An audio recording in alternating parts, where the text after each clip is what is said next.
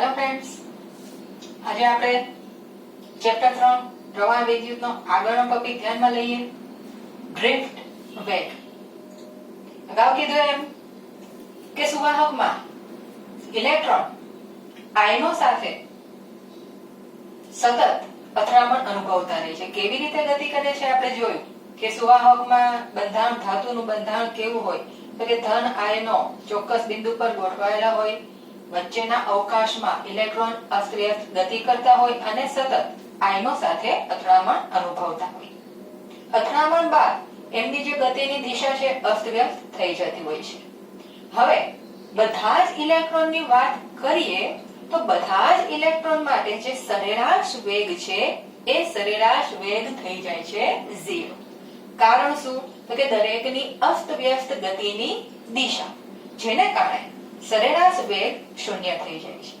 આ જ વસ્તુને જો સૂત્ર સ્વરૂપે સમજાવવું હોય તો આપણે ધ્યાનમાં લઈએ કે ભાઈ આપણી પાસે એક સુવાહક છે જેમાં કુલ કેપિટલ N જેટલા ઇલેક્ટ્રોન છે.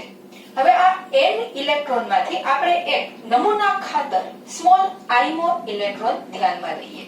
આ આઈમો ઇલેક્ટ્રોન એ કોઈ બી હોઈ શકે, 1 થી લઈ N સુધીનો ગમે તે હોઈ શકે, બરાબર? હવે આ ઇલેક્ટ્રોનનો જે વેગ છે એને Vi સદિશ Vi વડે દર્શાવીએ. એટલે નમૂના સ્વરૂપે જો પહેલો ઇલેક્ટ્રોન હોય તો એનો વેગ સદિશ V1 થશે, બીજો હોય તો સદિશ V2 થશે. એવો આપણે લીધેલો છે આઈમો, એટલે સદિશ Vi. તો આ હવે જેટલા ઇલેક્ટ્રોન છે બધાનો જે કાંઈ વેગ છે એ બધા વેગનું સરેરાશ વેગ, જેને દર્શાવ્યું છે સરેરાશ Vi વડે. તો હવે આપણે ભાઈ સરેરાશ કેવી રીતે મેળવીએ છીએ? તો સરેરાશ મેળવવા માટે આપણે શું કરીએ તો કે બધા જ અવલોકનો આપણી પાસે જે હોય એનો સરવાળો ભાગ્યા અવલોકનોની સંખ્યા. તો આપણી પાસે કેટલા વેગ છે? V1, V2, V3 એવા અસંખ્ય વેગ છે. તે બધાનો શું કરવાનો? સરવાળો, બરાબર? સરવાળાને આપણે કેવી રીતે દર્શાવીએ છીએ? સિગ્મા સ્વરૂપે. શું કરવાનું છે? કોનો સરવાળો? તો કે બધા જ વેગનો. તો સિગ્મા સદિશ Vi. તો આ Vi માં કોણ સમાવેશ થાય છે? તો કે 1 થી લઈને n સુધી, એટલે કે I બરાબર 1 થી n થઈ ગયું. આ દરેક વેગનો સરવાળો થઈ ગયો. હવે ભાગ્યા અવલોકનોની સંખ્યા, મતલબ કે આપણી પાસે કેટલા ઇલેક્ટ્રોન છે, કેટલા વેગ થશે ટોટલ? તો કે કેપિટલ N જેટલા. તો ભાગ્યા n થશે. તો આ જે સરેરાશ છે કેટલું થઈ જાય છે? 0 થઈ જાય. તો ઇઝ ઇક્વલ ટુ 0. આ થયું આપણું સમીકરણ 1 કે કોઈ પણ વાહકમાં ઇલેક્ટ્રોન્સ પોતાની અસ્તવ્યસ્ત ગતિને કારણે જે સરેરાશ વેગ જે છે એ કેવો થઈ જાય છે? 0 થઈ જાય છે. હવે ધારી લઈએ કે આ સુવાહક પર વિદ્યુત ક્ષેત્ર લાગુ પાડવામાં આવ્યું છે. હવે વિદ્યુત ક્ષેત્ર લાગુ પાડીએ એટલે કયું બળ લાગશે? વિદ્યુત બળ. ઇલેક્ટ્રોન્સ ઉપર કયું બળ લાગશે? વિદ્યુત બળ. હવે બળ લાગે એટલે કઈ રાશિ ઉત્પન્ન થાય? પ્રવેગ. તો અહીંયા આગળ ઇલેક્ટ્રોન હવે પ્રવેગિત થશે, કારણ કે એના પર વિદ્યુત ક્ષેત્રને કારણે લાગે છે વિદ્યુત બળ. તો એ ઇલેક્ટ્રોન્સ કેટલો પ્રવેગ મેળવશે? તો એ આપણે સૂત્ર લખીએ. સદિશ A is equal to minus E by m જેટલો પ્રવેગ. આ સૂત્ર ક્યાંથી આવ્યું? તો કે ન્યૂટનના બીજા નિયમ પરથી જ. F is equal to ma પરથી આ સૂત્ર. F is equal to ma પરથી જો એને સૂત્રનો કરતા બનાવો શું થાય? F by m. F એટલે શું છે? બળ. અહીંયા આગળ આપણી આગળ કયું બળ છે? તો કે વિદ્યુત બળ. અને વિદ્યુત બળનું સૂત્ર F is equal to QE અનુસાર માઈનસ E. માઈનસ E શા માટે લીધો? તો કે ઇલેક્ટ્રોનનો વીજભાર છે અને ઇલેક્ટ્રોનનો વીજભાર કેવો હોય? માઈનસ. એટલે આપણે માઈનસ E લીધેલું છે. સ્મોલ m શું છે? ઇલેક્ટ્રોનનું દળ છે. તો એના અનુસાર આપણે જ્યારે વિદ્યુત ક્ષેત્ર લાગુ પાડીએ ત્યારે ઇલેક્ટ્રોન આટલો પ્રવેગ પ્રાપ્ત કરે છે. હવે આપણે આગળ જોઈએ કે આપણે ધારી લઈએ કે કોઈ સ્મોલ ટી સમયે એક આઈમો ઇલેક્ટ્રોન છે તેનો વેગ કેટલો હશે? સ્મોલ ટી સમયે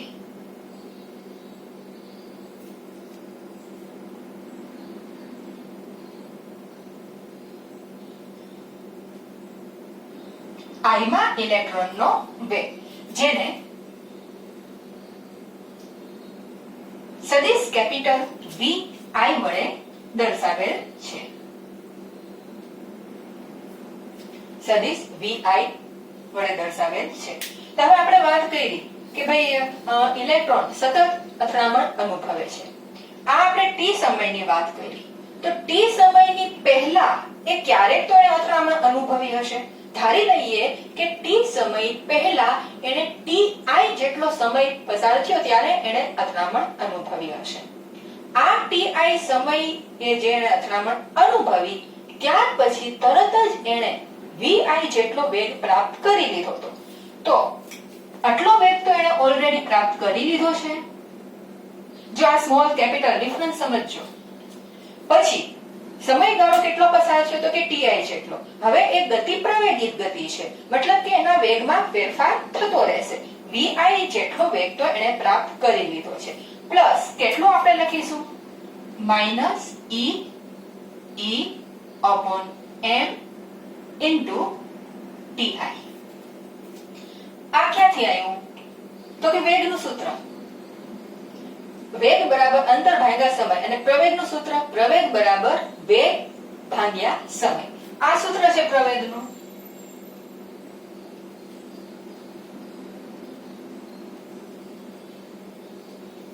તો આ સૂત્ર ઉપરથી જો વેગને સૂત્રનો કર્તા બનાવીએ તો વેગ બરાબર શું થશે? પ્રવેગ ગુણ્યા સમય. બરાબર. તો સમય કેટલો થયો છે? તો કે એ ટી સમયની પહેલા ક્યારે અથડામણ થઈ હતી? એના સમયગાળો કેટલો થયો? તો ટીઆઈ. તો સમય થયો ટીઆઈ. આ સમય દરમિયાન એને કેટલો પ્રવેગ મેળવી લીધો હતો? તો કે આ સૂત્ર અનુસાર માઈનસ ઈ બાય એમ જેટલો. એટલે ટીઆઈ જેટલા સમયમાં આટલો વેગ તો એની પાસે હતો, પ્લસ આટલો વેગ ઉમેરાણો. આ સ્ટેપ તમને સમજાણું વ્યવસ્થિત કે આપણે શું છે કે હવે ટી સમયે આઈ માં ઇલેક્ટ્રોનનો વેગ મેળવીએ છીએ. હવે ગતિ છે એ અચળ વેગી ગતિ નથી, હવે ગતિ છે એ પ્રવેગિત ગતિ છે. કારણ કે આપણે હવે વિદ્યુત ક્ષેત્ર લગાડી દીધું છે અને વિદ્યુત બળ લાગે છે એટલે ઇલેક્ટ્રોન પ્રવેગિત થાય છે અને સતત અથડામણ બાદ તેના વેગમાં ફેરફાર થાય છે. આપણે ટી સમયની વાત કરીએ છીએ તો ટી સમય પહેલા એને ક્યારેક અથડામણ અનુભવી હશે. આ પહેલા ક્યારેક એટલે ક્યારે? તો કે ટીઆઈ સમય પહેલા. ટી પહેલાના ટીઆઈ સમયે એને અથડામણ અનુભવી. આ અથડામણ પછી એને કેટલો વેગ મેળવી લીધો હતો? વીઆઈ. હવે કેટલો સમય પસાર થયો? તો કે ટીઆઈ સમય પસાર થયો અને ટી સમયે આપણે પહોંચ્યા. તો વેગ એટલો ને એટલો વીઆઈ જેટલો રહેશે નહીં, પ્રવેગિત ગતિ છે એટલે વેગમાં શું થશે? તો કે ફેરફાર થશે. તો વીઆઈ જેટલો તો એને અથડામણ પછી મેળવી જ લીધેલો હતો, પ્લસ આટલો વેગ. આ ક્યાંથી આવ્યું? તો કે પ્રવેગના સૂત્ર પરથી. પ્રવેગ બરાબર વેગ ભાગ્યા સમય. એટલે વેગ બરાબર પ્રવેગ ગુણ્યા સમય. પ્રવેગ કેટલો? તો કે આટલો. સમય કેટલો થયો? તો કે ટીઆઈ જેટલો. આ સમજાણું? તો આ સમીકરણ નંબર 3. આ વાત થઈ કોની? તો કે આઈમાં ઇલેક્ટ્રોનની. હવે આપણે જો બધા જ ઇલેક્ટ્રોન જેટલા પણ કેટલા ટોટલ ઇલેક્ટ્રોન આપણે લીધા? કેપિટલ N જેટલા. આ બધા જ ઇલેક્ટ્રોનની વાત કરીએ અને એના સરેરાશ વેગની વાત કરીએ તો હવે આ સૂત્ર સરેરાશ સ્વરૂપે લેવું પડે. તો દરેકે દરેક ઇલેક્ટ્રોન એટલે કે N કેપિટલ N જેટલા ઇલેક્ટ્રોન છે એ બધાનો સરેરાશ વેગ મળશે અને એ સરેરાશ વેગને કહેવામાં આવે છે ડ્રિફ્ટ વેગ, ડ્રિફ્ટ વેલોસિટી. તો એ ડ્રિફ્ટ વેગ vd વડે દર્શાવવામાં આવે છે. શું છે? તો કે આ બધા જ વેગ જે છે, જેટલા પણ ઇલેક્ટ્રોન છે, બધા જ વેગોનું સરેરાશ, એનું આપણે સરેરાશ કરવાનું છે. એટલે vi સરેરાશ is equal to તો કેવી રીતે થશે? તો કે એક તો આનું સરેરાશ vi સરેરાશ પ્લસ આ પદનું સરેરાશ એટલે માઈનસ ઈ અપોન m ti સરેરાશ. એટલે આપણને આ vi નું સરેરાશ મળશે અને એ આપણું થયું ડ્રિફ્ટ વેલોસિટી, ડ્રિફ્ટ વેગ. કેવી રીતે? તો કે આ પદનું સરેરાશ પ્લસ આ પદનું સરેરાશ. આ જે vi સરેરાશ છે એ આપણને સમીકરણ 1 માંથી જુઓ મળી જશે. કેટલું મળશે? 0. તો આના બદલે આપણે શું મૂકી શકીએ? 0. આ સમીકરણ 1 પરથી દરેક ઇલેક્ટ્રોનનો જે સરેરાશ વેગ છે એ 0 થશે. હવે વાત છે આની પ્રવેગ તો બધા એક સરખો મેળવશે કારણ કે દરેક ઇલેક્ટ્રોનનું દળ એક સરખું, એનો વીજભાર એક સરખો અને વિદ્યુત ક્ષેત્ર પણ દરેક માટે એક જ આપણે લાગુ પાડ્યું છે. એટલે આ પદ તો દરેક માટે એક સરખું છે.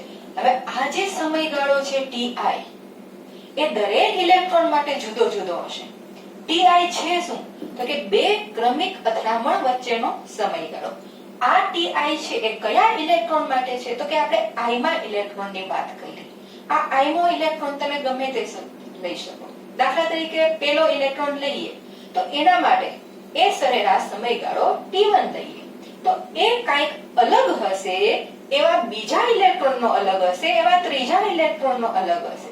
એટલે કે દરેકે દરેક ઇલેક્ટ્રોન અથડામણ તો અનુભવે છે પણ એ દરેક ઇલેક્ટ્રોન માટે બે ક્રમિક એટલે એક અથડામણ થઈ ગઈ એના પછીની નેક્સ્ટ અથડામણ વચ્ચેનો જે સમય છે એ દરેક માટે અલગ અલગ છે. કોઈક માટે એ સમય વધુ હશે તો કોઈક માટે એ સમય ઓછો હશે. અને આ જે બધા જ ઇલેક્ટ્રોનનો જે ક્રમિક અથડામણ વચ્ચેનો જે સમયગાળો છે એનું આપણે શું લેવાનું છે? સરેરાશ. અને આ સરેરાશ સમયગાળાને એક નવી રાશિ કહેવામાં આવે છે રિલેક્સેશન સમય ટો. ટી નથી, ટો છે કે જેને કહેવામાં આવે છે રિલેક્સેશન સમય. વ્યાખ્યા લખવી હોય તો ઇલેક્ટ્રોનની બે ક્રમિક અથડામણ વચ્ચેનો સરેરાશ સમયગાળો. જો ti શું છે? તો કે ઇલેક્ટ્રોનની બે ક્રમિક અથડામણ વચ્ચેનો સમયગાળો. એવા બધા જ ઇલેક્ટ્રોનને ધ્યાનમાં લઈએ અને એ બધા જ સમયગાળાનું સરેરાશ કરીએ તો આપણને મળશે રિલેક્સેશન સમય ટો. બે ક્રમિક અથડામણો વચ્ચેનો સરેરાશ સમયગાળો. તો આ તો શૂન્ય થઈ ગયું. વધ્યો છે ઓછા લઈ લો માઈનસ ઈ અપોન m અને આને બદલે શું મૂકી શકીએ? રિલેક્સેશન સમય ટો. તો આ જે સૂત્ર મળ્યું એ આપણે ડ્રિફ્ટ વેગનું સૂત્ર મળ્યું. ડ્રિફ્ટ વેગ સદિશ vd is equal to minus e upon m. અહીંયા સદિશ નિશાની ભૂલાઈ ગઈ છે, કરું છું. minus e upon m into τ. આ છે ડ્રિફ્ટ વેગ minus e upon m τ relaxation સમય બે ક્રમિક અથડામણો વચ્ચેનો સરેરાશ સમયગાળો. આ જે સૂત્ર છે, આ જે ડ્રિફ્ટ વેગ છે એ સમયથી સ્વતંત્ર વેગ મળે છે. હવે કેવી રીતે બીજી ભાષામાં કહીએ તો ડ્રિફ્ટ એટલે કે ખસડાવવું. અહીંયા જુઓ બે આપણે આકૃતિ દોરેલી છે, એક સળંગ રેખા છે અને એમાં જ બીજું એક ત્રુટક રેખા દ્વારા દર્શાવ્યું છે. તો આ સળંગ રેખા શું છે? તો એ જે છે એ ઇલેક્ટ્રોનની અસ્તવ્યસ્ત ગતિનો માર્ગ છે. જ્યારે વિદ્યુત ક્ષેત્ર લાગુ ન પાડ્યું હોય ત્યારે ઇલેક્ટ્રોન આ પથ ઉપર આ દિશામાં આ અસ્તવ્યસ્ત ગતિની દિશામાં બી પાસે પહોંચે છે. હવે એ જ વસ્તુ જો વિદ્યુત ક્ષેત્ર લાગુ પાડીએ પછી શું થાય છે તો એનો ગતિપથ હવે ત્રુટક રેખા દ્વારા આપણે દર્શાવ્યો છે. જો થોડો શિફ્ટિંગ થાય છે વિદ્યુત ક્ષેત્રની વિરુદ્ધ દિશામાં, વિદ્યુત ક્ષેત્ર લાગુ પાડ્યું છે એટલે વિદ્યુત બળ લાગશે, એટલે ઇલેક્ટ્રોન હવે વિદ્યુત ક્ષેત્રની વિરુદ્ધ દિશામાં ખેંચાશે અને હવે ઇલેક્ટ્રોનની જે ગતિ બી પાસે સ્ટોપ થતી હતી એ બી પાસે નહીં પણ વિદ્યુત ક્ષેત્ર લગાડ્યા બાદ બી ડેશ પાસે સ્ટોપ થાય છે. મતલબ વિદ્યુત ક્ષેત્ર પછી એણે બી થી લઈને બી ડેશ સુધીનું કાંઈક અસરકારક સ્થાનાંતર કર્યું. તો આ જે અસરકારક સ્થાનાંતર છે એને અનુરૂપ જે કાંઈ ઘસડાઈને કરેલું સ્થાનાંતર છે એને અનુરૂપ જે કાંઈ વેગ છે એ જ આપણો છે ડ્રિફ્ટ વેગ, ડ્રિફ્ટ વેલોસિટી. રિલેક્સેશન સમયની વ્યાખ્યા લખું છું અહીંયા નીચે. રિલેક્સેશન સમય ટો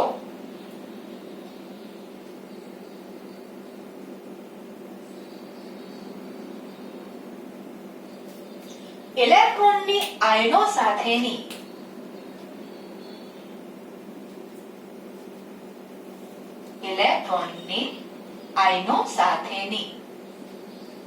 બે ક્રમિક, ક્રમિક શબ્દ મહત્વનું. અથડામણ તો અસંખ્ય થતી હોય છે પણ એક અથડામણ પછી જે નેક્સ્ટ અથડામણ થાય છે એ બંને વચ્ચેનો જે સમયગાળો છે એ લેવાનો છે. બે ક્રમિક અથડામણો વચ્ચેનો સરેરાશ સમયગાળો એટલે રિલેક્સેશન સમય.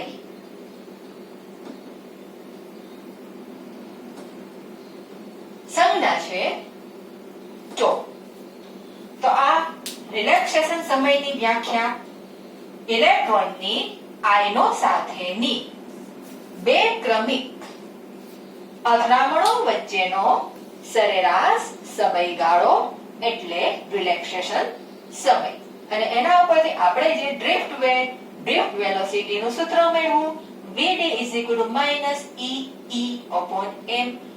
સ્મોલ e છે -e એ ઇલેક્ટ્રોનનો વિદ્યુત ભાર, કેપિટલ સદિશ E લઘુ પાડે વિદ્યુત ક્ષેત્ર, m છે ઇલેક્ટ્રોનનું દળ, ટો છે રિલેક્સેશન સમય, બે ક્રમિક અથડામણો વચ્ચેનો સમયગાળો.